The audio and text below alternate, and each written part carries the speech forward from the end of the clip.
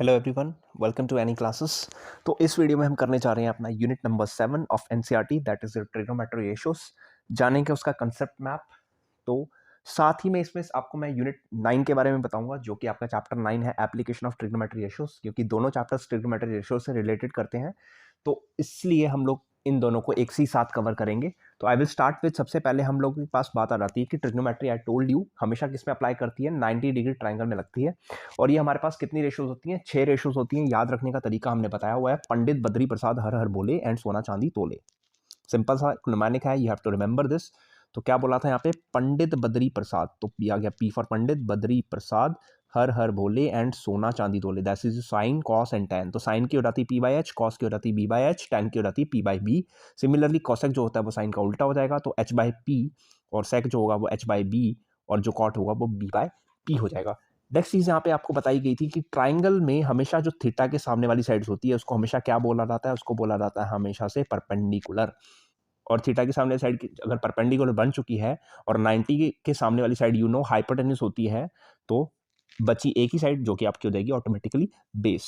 Next चीज हमारे पास आती है, इसमें नीचे देख लेते हैं। नेक्स्ट हमारे पास आती है एक क्वेश्चन, जो कि क्वेश्चन काफी ज्यादा इंपॉर्टेंट है। इफ साइन थीटा, अगर आपको क्वेश्चन आ रहा था एग्जाम में, if sine theta equal to A by B, find tan theta. And sine theta जो होता है वो पी बाई एच के बराबर होता है। तो परपेंडिकुलर आपके बन गया पी और हाइपोटेन्यूज बन गया आपका एच।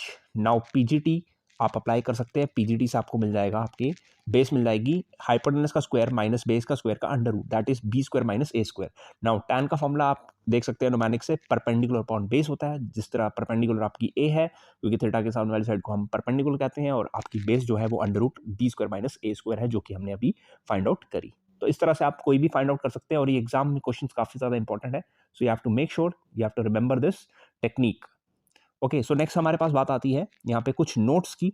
तो नोट्स में सबसे पहले आपके पास इंपॉर्टेंट चीज आ जाती है। आपको याद रखना है कि जो साइन थीटा है उसकी वैल्यू इंक्रीज करती है जैसे जैसे आपका थीटा की वैल्यू बढ़ती जाती है। You have to remember this.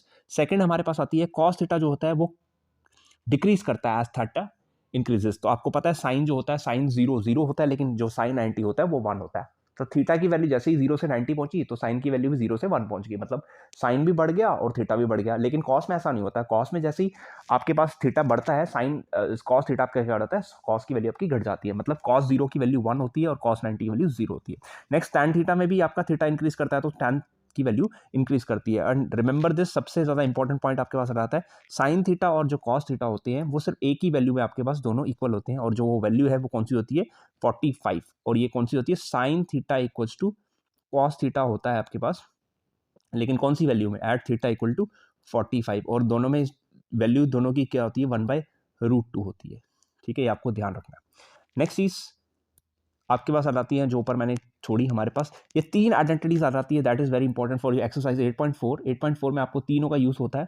सबसे पहले आ जाती है sine square theta plus cos square theta equal to 1। तो यहाँ से आपके पास और भी फॉर्मूले निकल सकते हैं। Sine square theta equal to cos square को वहाँ शिफ्ट कर दोगे तो माइनस का बन जाएगा। सिमिलरली आप cosec square theta minus cot square theta 1 होता है। इससे भी आपको 2 फॉर्मूला बना सकते हो। आप cosec square theta equal to 1 plus cot square theta बन सकता है। अगर माइनस कॉट स्क्वायर थीटा को वहाँ शिफ्ट कर दें तो वो प्लस का बन जाएगा। सिमिलरली लास्ट वाली आती है आपके पास sec square theta minus tan square theta equal to 1। तो अगर टैन स्क्वायर थीटा को वहाँ शिफ्ट कर देंगे तो ये बन जाएगा formula sec square theta equal to 1 plus tan square theta. तो आई होप ये चीज आपको क्लियर हो चुकी होगी। नेक्स्ट पढ़ते हैं आगे की तरफ। हमारे पास जो यूनिट 9 आता है, यूनिट 9 में हमारे पास एप्लीकेशन ऑफ ट्रिग्नोमेट्री में हमारे पास कंसेप्ट आता है एलिवेशन और डिप्रेशन का। अब एलिवेशन क्या होता है? जब भी आप नीचे से ऊपर की तरफ देखते हो तो उस टाइम जो एंगल बनता है that is your angle of elevation. और ये हमेशा किसके साथ बनता है? ग्राउंड के साथ बनता है। और नेक्स्ट दूसरी चीज आती है हमारे पास एंगल ऑफ डिप्रेशन। अब एंगल ऑफ डिप्रेशन की चीज आपने याद रखनी है कि एंगल ऑफ डिप्रेशन हमेशा कहाँ से बनता है? जब भी आप छत से, मतलब आप टॉप पे खड़े हैं और नीचे की तरफ देखेंगे तो आपके हमारा एंगल ऑफ डिप्रेशन बनेगा। Now you have to remember, जो एंगल ऑफ डिप्रेशन होता है और एंगल ऑफ एलिवेशन होता है, दोनों अल्टरनेट इंटीरियर एंगल्स होते हैं। इसलिए दोनों की वैल्यूज क्या रहती है? हमारे पास इक्वल रहती है। So remember this, angle of elevation is equal to angle of depression. ये चीज आपको ध्यान रखनी है। अब नेक्स्ट चीज आ जाती है, मैंने आपको क्लास में काफी बार बता चुका है कि जब भी हमारे पास मोर देन 2 एंगल्स होते हैं तो आपको क्या करना है? जिस पे भी आपकी गर्दन ज्यादा बढ़ेगी, क्योंकि फिगर बनाने में आपको काफी दिक्कत रहती है। तो यहाँ पे देखिए मैंने एक फिगर बनाई है जिसमें थीटा 1 और थीटा 2 है। अब खुद इमेजिन करके देख लीजिए, मान लीजिए एक बार आप सी पे खड़े हैं, एक बार आप पॉइंट डी पे खड़े हैं। अब सी पे जब आप खड़े होंगे तो आपकी गर्दन ज़्यादा उठेगी कि डी पे जब खड़े होंगे तो गर्दन ज़्यादा उठेगी? तो सीधी-सी मैंने लॉजिक बताई है, आप जितना ज़्यादा करीब खड़े होगे, आपको गर्दन उतनी उठानी पड़ेगी और जितनी ज़्यादा अपनी गर्दन उठानी पड़ेगी आपको टॉप देखने के लिए, आपका एंगल उतना ही बड़ा बन जाएगा।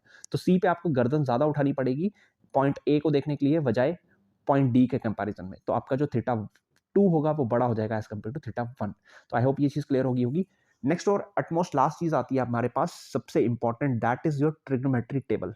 तो आपको पता होना चाहिए, एंगल्स की टेबल ट्रिक मैंने ऑलरेडी बता चुकी है, फिर भी मैं इसका लिंक इस वीडियो के डिस्क्रिप्शन में दे दूंगा ताकि आप वहां से जाके देख सकें।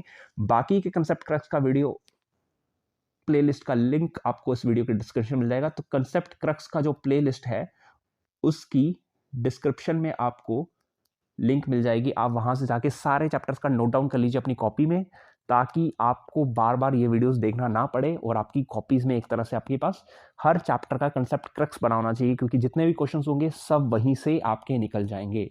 तो आई होप वीडियो आपको पसंद आया, तो वीडियो कर सकते हैं अपनी तरफ से एक लाइक और अपने फ्रेंड्स के साथ शेयर कीजिए, और चैनल पर न्यू है तो चैनल को सब्सक्राइब करें, क्योंकि हम आपके लिए यूं ही वीडियोस लाते रहेंगे। तो again thanks for watching and have a good day. Thank you all.